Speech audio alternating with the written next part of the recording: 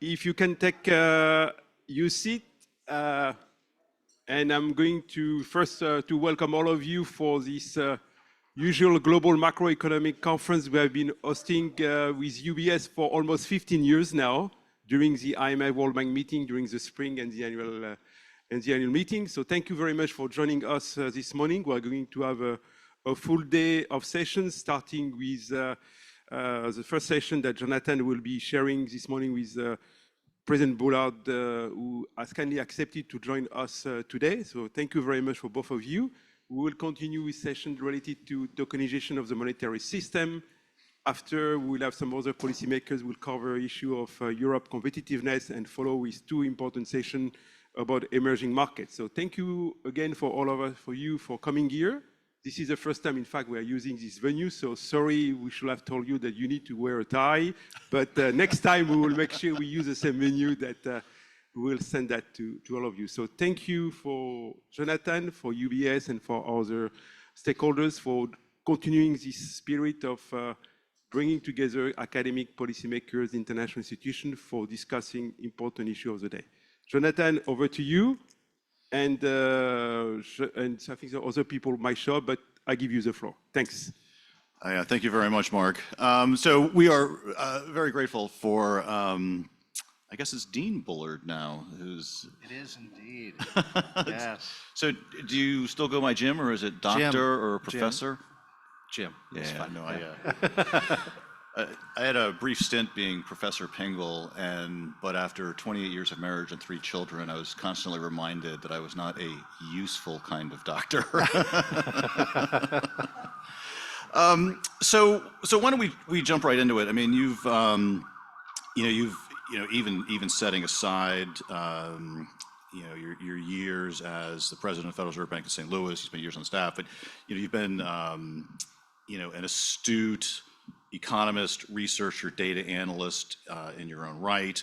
So why don't we tackle the big data question for facing the FOMC, which is inflation. What do you think about what is unfolding in the inflation data? I mean, how would you characterize it? What's your outlook for inflation? Well, I would say we're still on a disinflationary path, and I think that the amount of disinflation that occurred over the second half of 2023 was impressive. And I'll tell a story about where I think that disinflation came from. My view on the origins of the inflation is that this was a overzealous reaction to the pandemic, fiscal monetary reaction to the pandemic in the US especially, where you got fiscal deficit spending on the order of $2 trillion. And that's just this, I'm just counting the part that went directly into households' bank accounts. And now, if you look at the San Francisco Fed picture on this, that has just now in the first quarter of 2024, that's all been spent down. But that was a very big fiscal impetus through deficit spending that caused, and it's very close to money printing, about as close as you can get.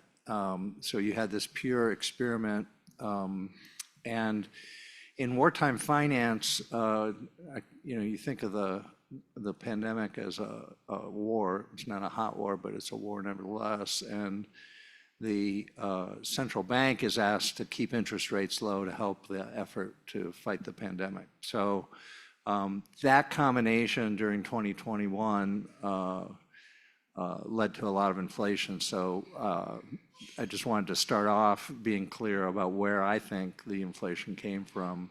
And then to get rid of the inflation, you had to switch back to orthodoxy on both the fiscal side and on the monetary side. And I think we have seen that happen. On the fiscal side, we got, after the midterm elections in 2022, we got divided government. So they're still spending a lot, but not quite the same way they were in the aftermath of the pandemic. And the central bank returned to orthodoxy during 2022 by raising the policy rate over 500 basis points. And I think especially the 475 basis point moves in a row, unprecedented in recent decades for the US, showed that the FOMC was serious about its 2% inflation target. That coupled, I think, with the Jackson Hole speech in 2022, turned the tide, and that's right about the time when inflation started to fall. So you got a lot of disinflation after that, and especially in the second half of 2023. I think if the January 2024 inflation report had come in line with what had been happening in the 6 months previous to that, I think that the committee probably would have teed up a rate cut in beginning in March of this year.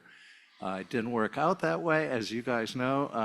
That was a very hot report in January that caused more delay. Now we have 3 reports in a row that were not very satisfactory from the policy point of view. So now you've got the Fed very much on hold, and we'll have to see how the data unfold for the rest of this year. But I will tell you this.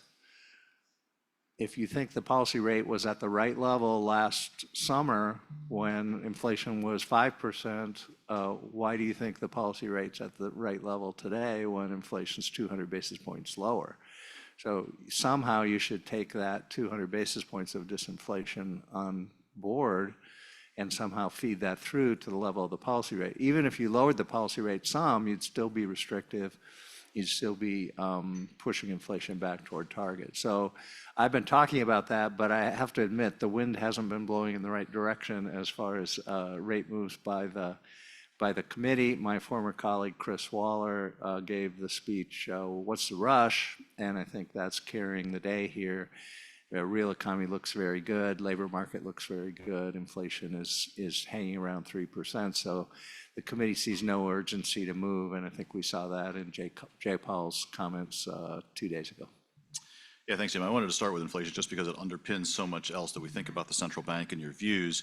But going back to this question, you didn't say specifically, but obviously, how do you think about the role of real rates, policy rules? I mean, I think in the backdrop, sort of what you were just saying about potential rate cuts, I think in the backdrop you have in mind policy rule setting and certainly the role of real rates and nominal rates becoming increasingly restrictive as inflation falls. So if you could just flesh that out a little bit, that'd be great. Yeah, I think if you look at some of the Taylor type rules that I have looked at, it's actually not very complicated. There's some kind of inflation gap, and I think for that you might as well use core PC inflation on a 12-month basis. That's the favorite measure of the committee. So that number is 2.8% today, but it was 4.8% just 9 months or 10 months ago. So that's the one that has come down precipitously. And then, usually you would multiply that by a number that's bigger than 1 in the Taylor rule. So it's got to be, whatever rule you're using to rationalize the level of the policy rate, it's going to call for a lower policy rate today. So I've played around with different ones. I know people are talking about the R* component of the policy rule, and they're having that move around. But I think it's hard to rationalize. You'd like, if you're going to do this kind of calculation, you would like to fit the pre-pandemic data. The pre-pandemic data said that policy was pretty good, and the policy rate was only like 1.5%. Or at various points there, and that seemed to be working pretty well. The economy seemed to be close to steady state. Inflation seemed to be close to target. Then the pandemic hit, and we've had the aftermath of that. But if you want to fit that data and then have a policy rule today, you're probably going to come to the conclusion that the policy rate's somewhat too high right now. Now, people. I've used very low R* values like 0, minus 50 basis points, plus 50 basis points, numbers like that. If you want to use a higher number like Holston, Lubbock, Williams off the New York Fed's webpage, that's 137 basis points. But even if you do that, you still get that the policy rate's probably too high for the current situation. So I think the rationalization for what's going on is just that the most recent data has not been conducive to a rate cut, and that the committee sees the first cut as being a very consequential move, more than just saying 25 basis points and we'll see. Instead, it's 25 basis points and we're on a long string of moves, going in the same direction, which is something I never liked when I was on the committee. I still don't like it now that I'm off the committee. So, Yeah, no, I couldn't agree more. But let's go back. You in thinking about our star, it's interesting because you went for a long time not submitting a longer run dot to the summary of economic projections. I mean, you made a case about regimes and some of the unknowability. With the backdrop of the comments you just made, I mean, how much of a role do you think this should play or is playing in monetary policy? The idea of R star or short run real rate? yeah, what I didn't like about the long run dots is that that was the object over which you knew the least.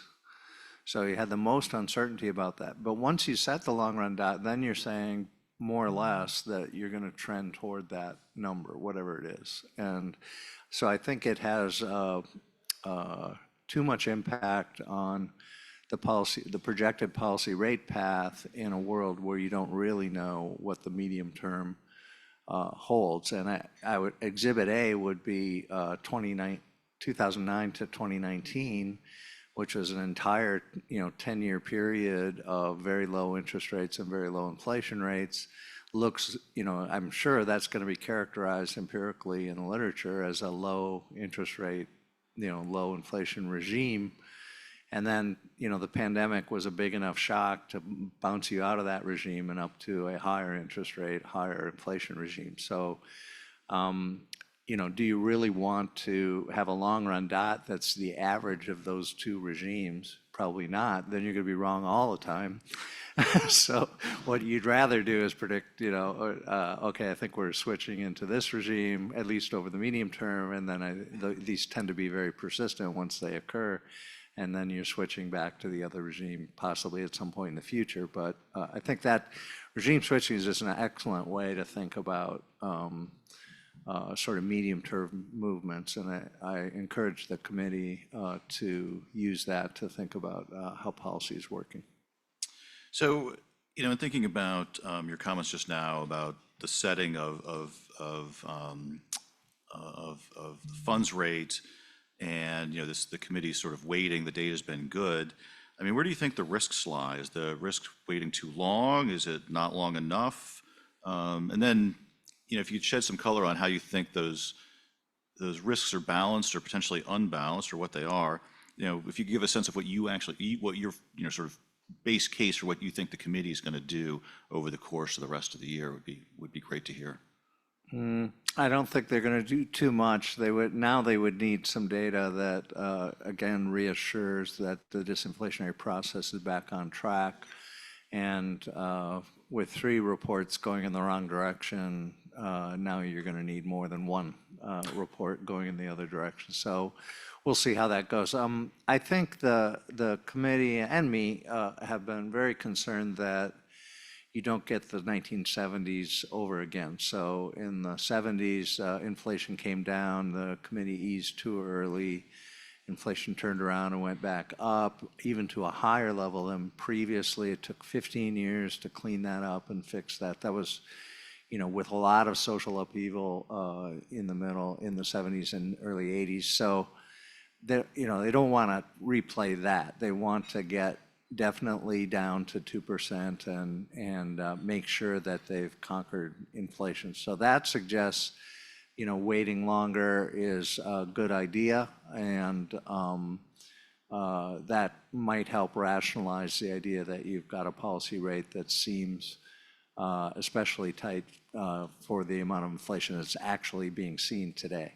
So I think that makes sense. I have been a little bit concerned, though, that you outstay your welcome and you end up with a policy rate that's pretty high, and so it could happen that core PC inflation on a 12-month basis is 2.8% today. The committee only has it declining to 2.6% by the end of this year. That is not very much. So they're really saying that inflation is going to be pretty sticky and it's going to be right around where it is today, even at the end of this year.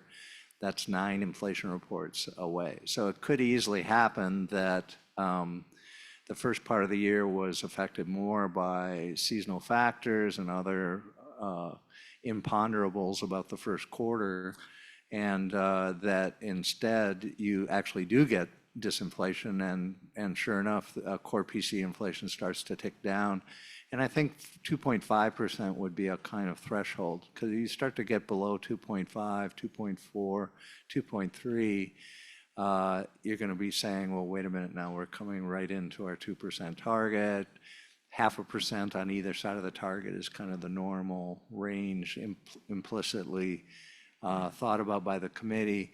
You don't want to be really hawkish if inflation's only a few tenths above your inflation target. So to still be at 5% when core PC inflation goes below 2.5 on a 12-month basis, I think that would be a situation where you'd really get more urgency about, hey, it's time to lower the policy rate. So also, they're a long ways away from what they say is the neutral policy rate. The rate is at 5.38 today.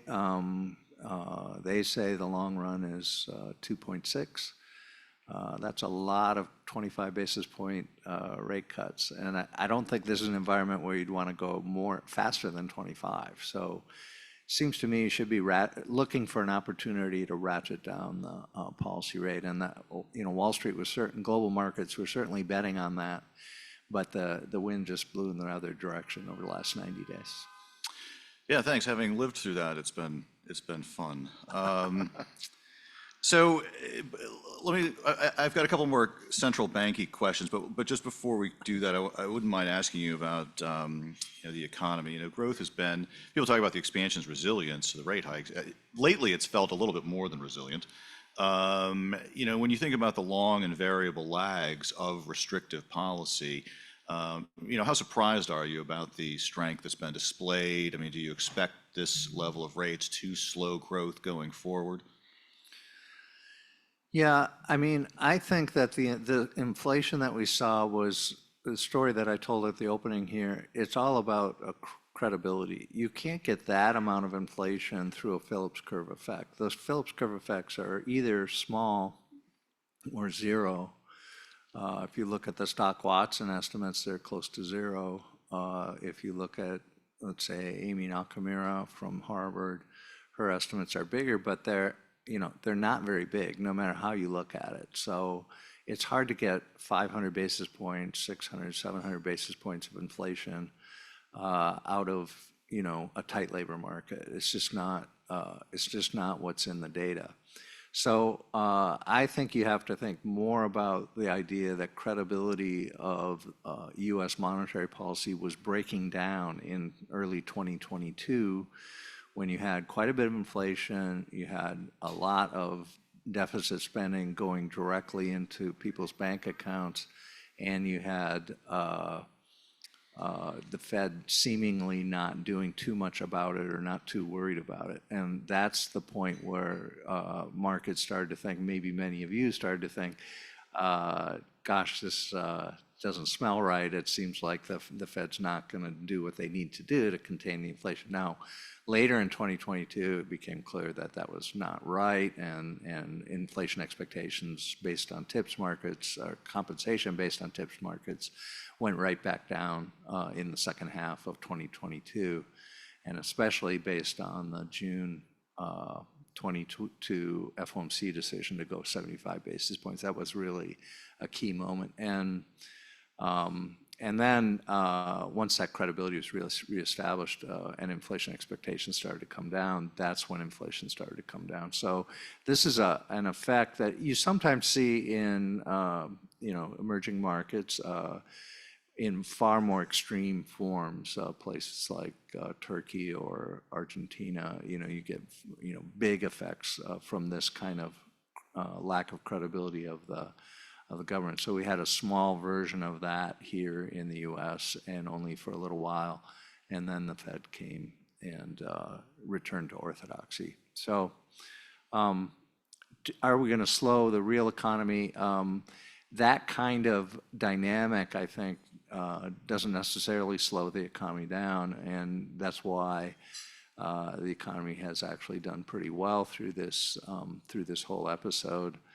So it's not the kind of trade-off that we would normally talk about at lower levels of inflation. So I guess that's my story about it. I do think the data on the U.S. economy has been good. I also, if we want to talk about it, I think that the story that the SVB failure from March of 2023 would lead to recession in the U.S. with probability 1 turned out to be dramatically wrong in the third and fourth quarters of last year. So I think that was a sort of a story I don't think that really rang true, at least to me.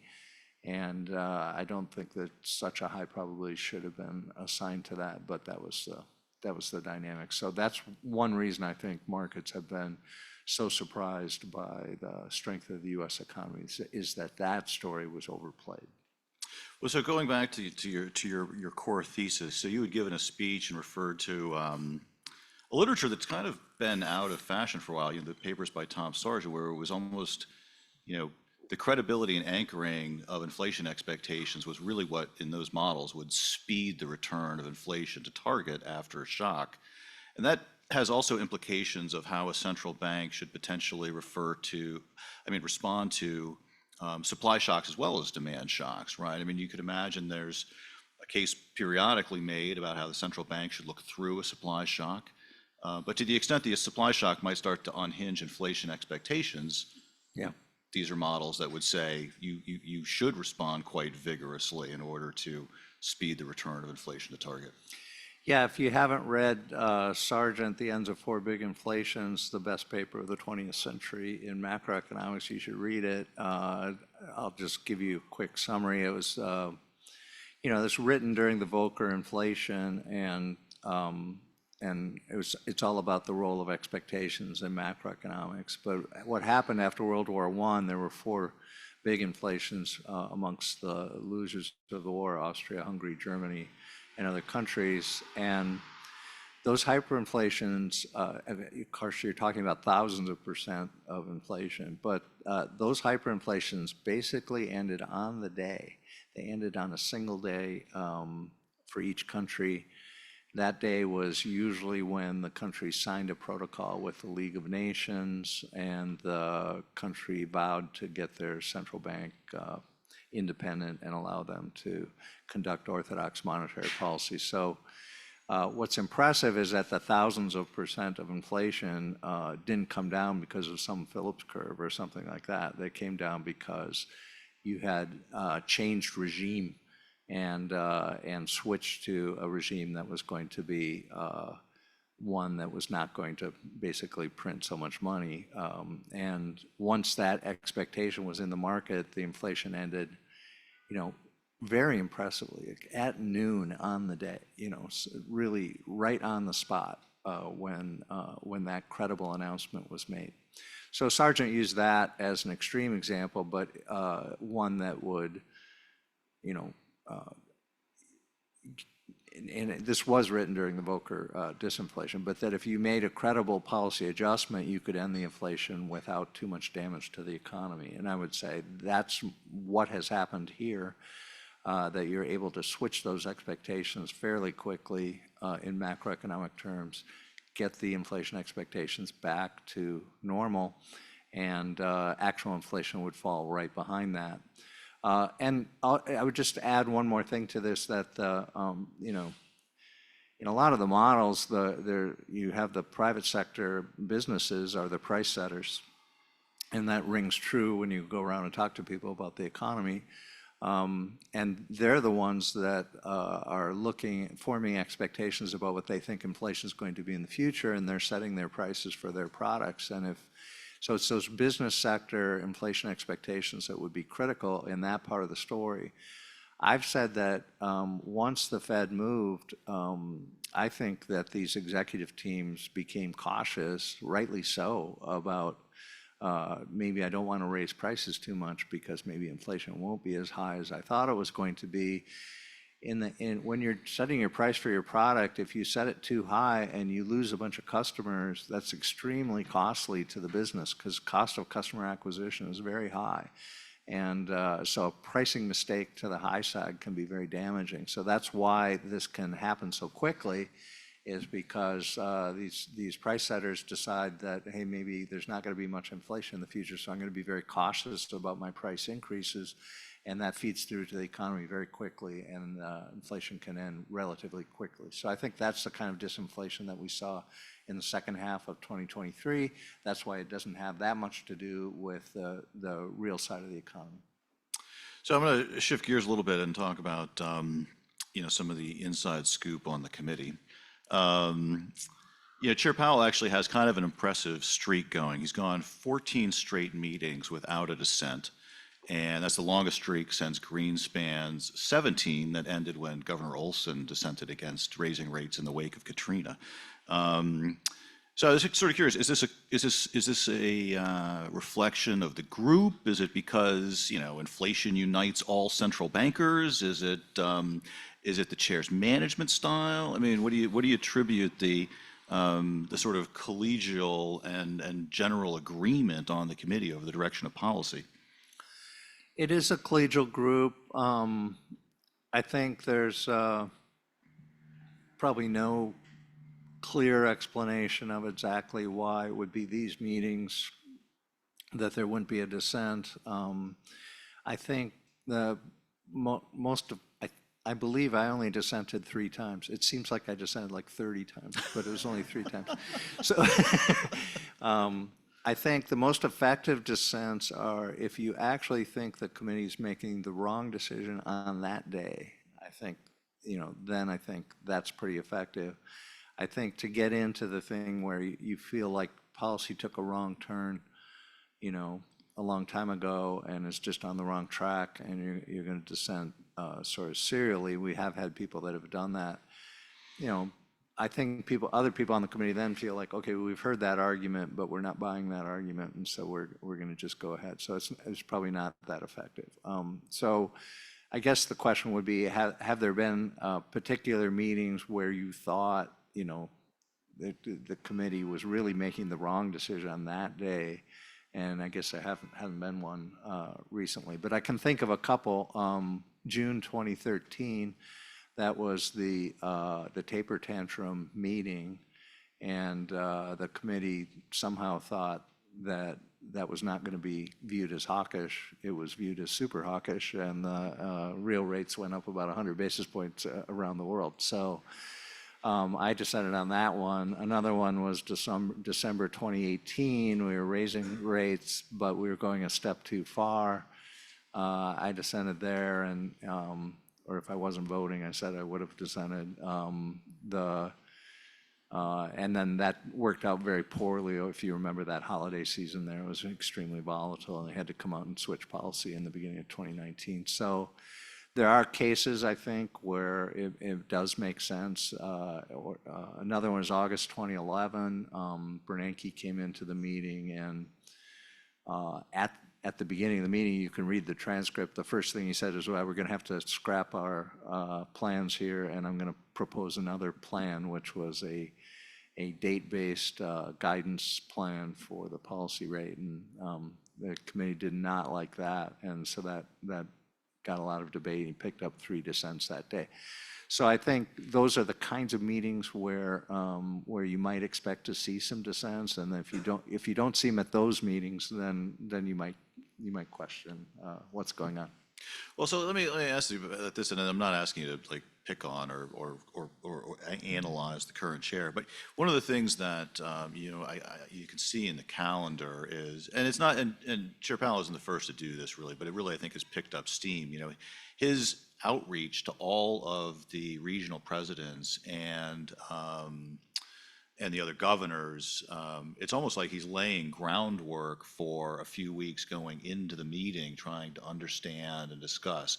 I mean, is he running a particularly collegial process here, or at least maybe collegial is the wrong word, but is he running a process where sort of everybody's allowed a fair amount of input before you get to the day of the meeting in order to perhaps manage the process a little better? Yeah, I mean, it's well documented that these calls are occurring. They also occurred with Janet Yellen when she was chair, and Bernanke. I think Bernanke started it, maybe. I've forgotten exactly, so the mists of history. But I think that is a good process, and certainly any chair would want to know kind of where everybody's at and what they're thinking. It's a big formal meeting, and it's very hard to, you kind of have to get the whole thing organized, and you have to more or less know what's going to happen at the meeting before you get there. And I think Janet Yellen in particular, did not want any disruption at the meeting itself. And I think Jay has picked that up as well. But no chair would really want that. You kind of want everything to be smooth, at least for the decision on that day. And so that I've often said that the meetings are a snapshot of the global monetary policy debate that's going on 365 days a year, 24 hours a day all around the world. But it's just a snapshot of that day. And most of what I tried to argue was not so much what we were doing on that day, but what's the plan for, let's say, the next 3 to 6 months. How are we going to play these issues? What are the biggest issues immediately ahead for the committee? And that's what the comments were directed toward, I thought, at the meetings. So this, yeah, checking in with everybody is just kind of a best practice, I would say. But you might, and then the other aspect, when does the committee get in trouble? The committee gets in trouble when you have this carefully choreographed thing, you've talked to everybody, but the weekend right before the meeting, 1,000 things are happening, and then you decide that you have to go in a different direction, or the chair decides you have to go in a different direction. Then that can pick up dissents, because people say, well, I just talked to you and you said we were going to do X and now we're going to do Y, and what the heck is going on? And you kind of run out of time. So that certainly happened to Bernanke in August 2011, and it can happen depending on, these days you have a lot of geopolitical risk. You could easily have that kind of stuff occurring, right over the weekend before FOMC. Yeah. So we're looking ahead this year to a renewed review of the monetary policy tool strategies and communications. It's been 5 years since the last one got going, and there was real change made actually in 2020, the introduction of flexible average inflation targeting. Now that came along with guidance, and I think the two get somewhat kind of intertwined in perception. But if you had to look ahead at how the review's going to unfold, what changes do you think should be made, could be made, to the framework, or any communications changes? I mean, do they keep flexible average inflation targeting? Do they modify it in some way? Have you given any thought to, what might be upcoming in the new best practices review? Well, I do think it's good to review the framework on a 5-year basis. I think Canada is a good example of this. I think last time we did it was the first time, so this will be a review of what was decided then, and then you'll tweak from there. And then the output will be a statement that is similar to the one that we have now, but with some tweaks in it. So what are you going to change? The statement is big tent language. It's very broad. It has, everyone can see what they want to see to some extent. But it's very clear that the previous attempt in 2019 especially, by the way, that was supposed to be finished by January of 2020. I really wish we had finished it by January of 2020. So, but we decided to delay a little bit, and then the pandemic came along. So ended up announcing that at Jackson Hole in 2020 is probably not optimal. the way it turned out. But the spirit of it was definitely to say something about how monetary policy would be conducted when interest rates are exceptionally low and inflation is exceptionally low for a long period of time. And so that's why, and the ideas are, well, we're going to use forward guidance more. We're going to, commit to possibly a slight overshoot of inflation to make up for a previous undershoot of inflation and that kind of thing.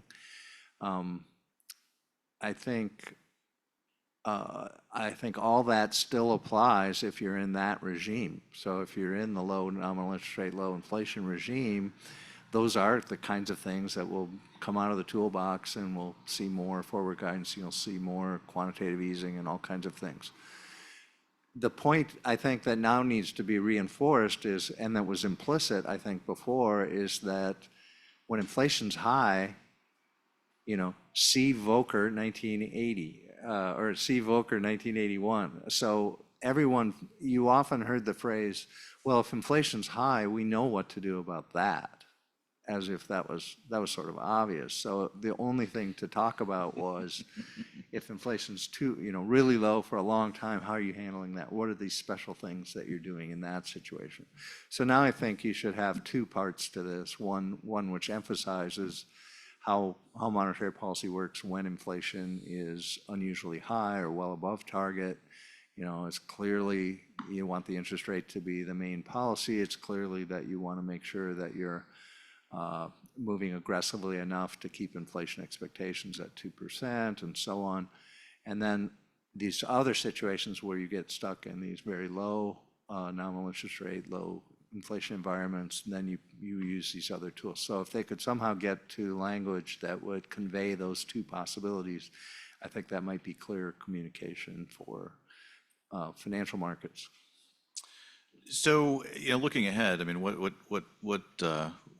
problem do you think we're going to face 5 years forward? Are we going to be? Do you put some odds being back on the zero lower bound, or is that risk being largely taken off the table?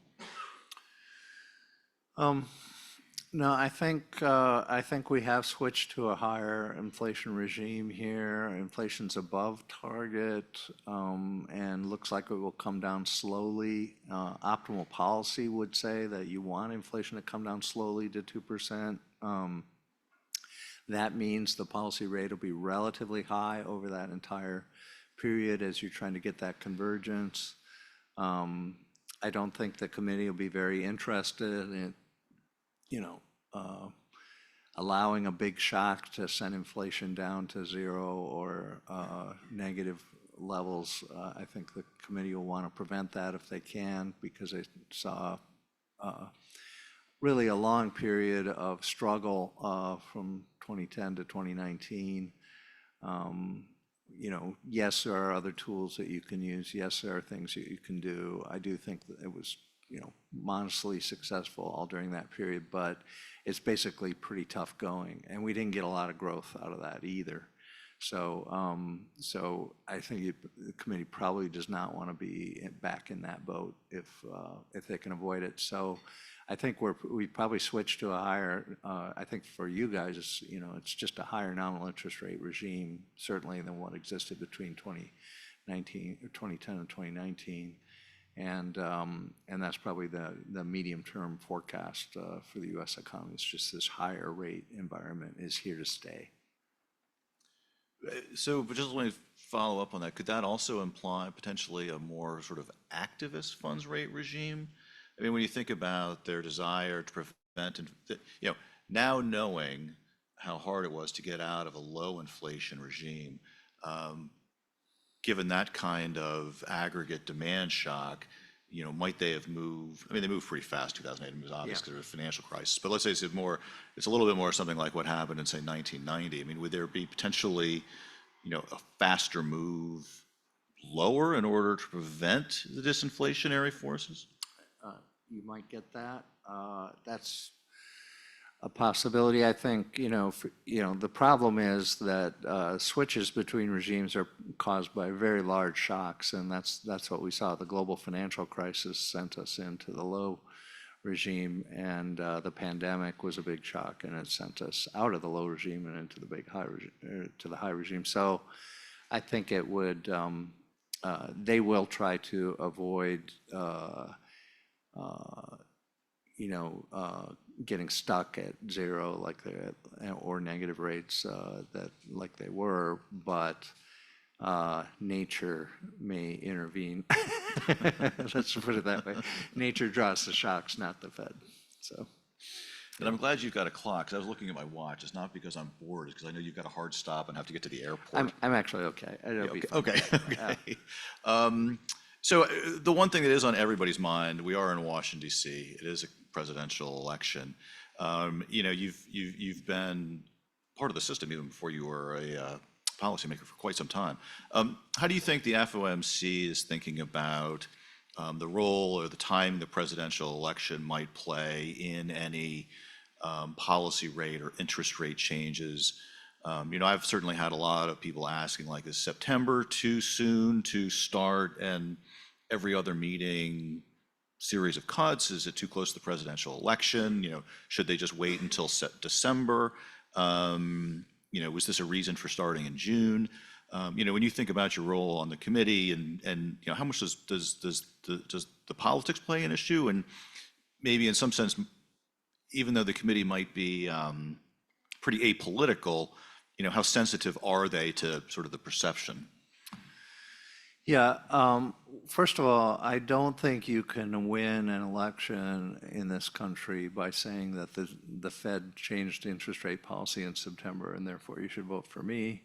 I don't think anyone has ever won an election based on that. So the idea that this is an important component of the election outcome is popular only here inside the Beltway. No one else knows about that or even thinks about that. So. And then for the committee, I think they do not feel constrained as far as ordinary policy moves would be concerned. So if the data is pointing in a certain direction and they think they should move on that particular day, I think they would just go ahead and do it. They would play it straight up. And I don't think it would be news because they'd be taking an action that was consistent with the incoming data. They've talked about it ahead of time. Everyone kind of knows it. So I think to take some extraordinary move that would not be rationalized by the data, all of a sudden you decided to do something, that would be something that they wouldn't do. But they wouldn't do that even in normal times. So, the other point I would have for you guys on this is that the politics is different, I think, than what I often hear it described. So it's often described that the incumbent wants the interest rate to be lower, and this favors the incumbent. I'm not sure if that's what's going on, at least for this election. The biggest problem the administration has is that inflation has been exceptionally high during the entire Biden administration. And that is probably the number one issue. That and immigration are probably the number one issues in this campaign. So the Biden administration has to reassure voters that the second Biden administration is not going to have the same level of inflation that the first Biden administration had. So I don't think you want any, if you're on that team, you don't want any whiff that, we're going to be, we're okay with inflation, or we think inflation's okay, or we want to have policymakers that are going to encourage inflation. So I think the politics might be playing in a different direction than what people normally think. And of course, the Republicans have picked up on inflation as a top issue. And also, it's not that what the inflation rate is today, it's that the price level has gone up over the last several years. And for most people, their wages haven't gone up as fast. There's a little bit of heterogeneity around that, but the chart I have in mind, I tried to, you guys will be better at it than I am, but the average hourly earnings over 3 years, if you plot that in level and then plot, headline CPI inflation or something, you'll see that the average hourly earnings lagged behind over a kind of longer window of time. And so a typical worker is saying, I think I'm worse off. I'm down 5% compared to where I was, a few years ago. And so this is what's upsetting to people. They maybe can't pinpoint that, but they're saying it doesn't feel very good to me. Even though us macroeconomists, we look at, well, growth rate's pretty good and inflation's coming down and everything's fine. But I would say they're responding to surveys honestly and saying that, for many people, they're probably worse off in terms of their real wage than they would have been. So that was great, thank you. So, we're sort of looking ahead, and many of us, myself included, think the next move in interest rates is lower. But there is the potential that the next move in interest rates is potentially higher. Under what kind of circumstances do you think would put the FOMC in a position that would say, look, maybe instead of staying higher for longer and waiting longer, maybe we do need to resume rate increases? Yeah.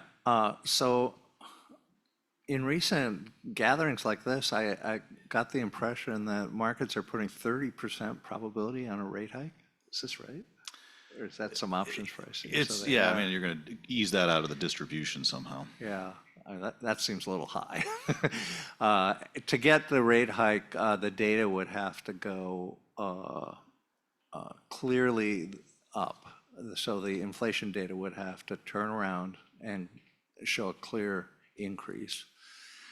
And it has to be something like core PCE inflation on a 12-month basis. Now, I think if you looked at that number, which is 2.8 now, if that went up back over 3% over a series of inflation reports and got to 3.1, 3.2, and you looked at the graph and it looked like it had turned around and gone up, then I think you really would start to get a discussion about maybe policy isn't as tight as it needs to be. Maybe the credibility isn't on the 2% inflation target isn't as strong as it needs to be. And the committee would have to think about a new campaign to raise rates further. I don't think we're close to that right now. I think the hawks can just say, look, I think we should just keep the policy rate where it is. We had a lot of disinflation in the second half of 2023. We ignored that. So now we have a policy rate that's even more restrictive than it would have been last summer. And so that sounds pretty good. That sounds like that'll continue to put downward pressure on inflation, gets back to 2%. So I don't really think right now anyone has to, even if you're hawkish, you don't really have to talk about rate increases. You can just talk about stay where you are. So in the last few minutes, I did want to ask, sort of the lessons that you learned from a fantastic career in the system. It's not over. No. Your career's not over, but a lot of us were on the staff. There's very few of us who spend time practicing and then actually became a policymaker and have also contributed to academia.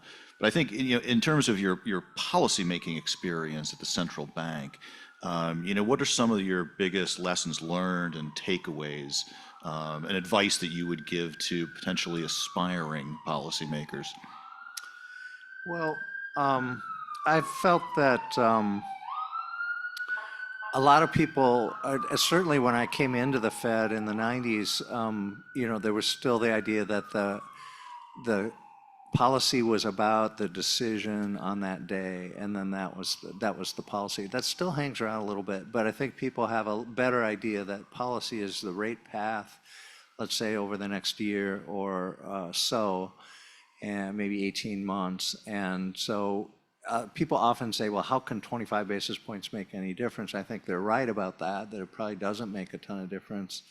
Macroeconomically speaking, it makes a lot of difference in financial market trading, but in terms of macroeconomics, it probably doesn't make that much difference. But the trajectory over the next year and a half probably does have a big influence. And so there's been better thinking about that, both in the academic literature and in the policy world.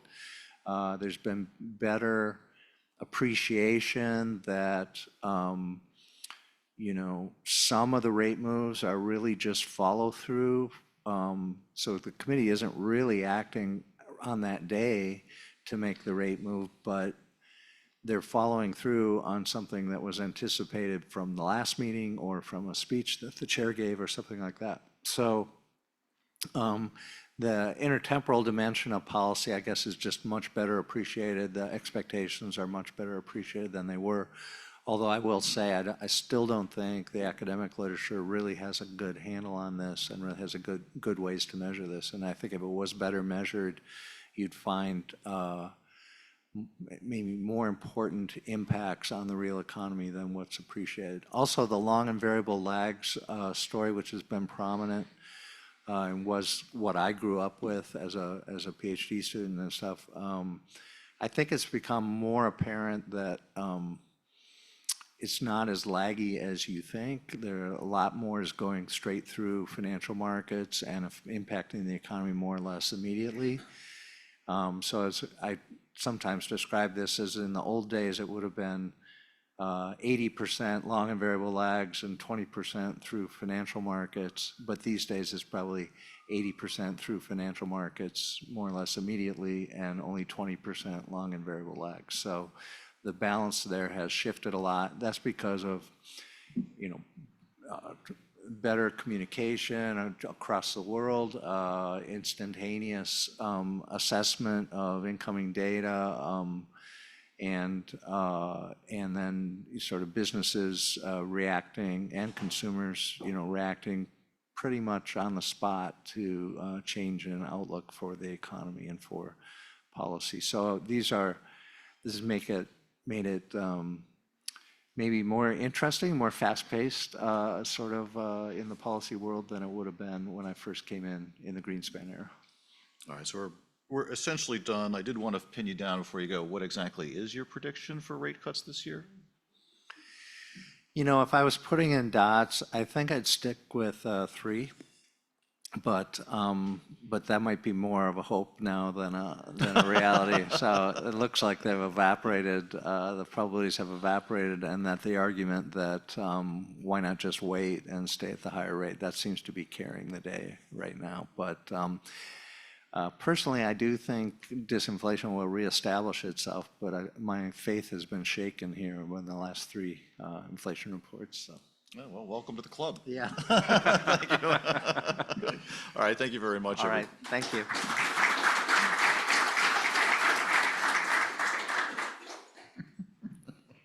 me, everyone. Here at the Metropolitan Club, we do have a no electronics policy.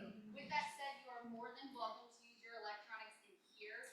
But as soon as you go out the doors, if you can keep your phone in your pockets, and that includes the lobby as well. So if you have to get an Uber, we just ask if you will stand outside. Thank you so much. And I would say, in fairness to the club, that's actually